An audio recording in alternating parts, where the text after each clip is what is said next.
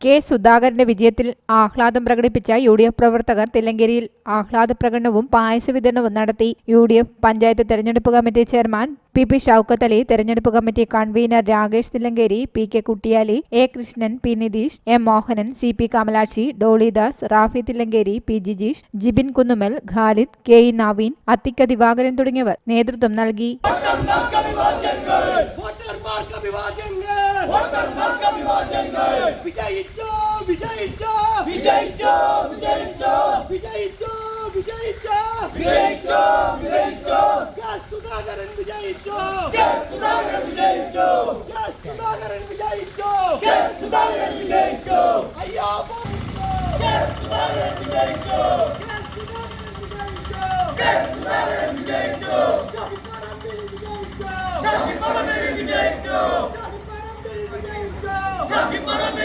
News bureau, Iritty.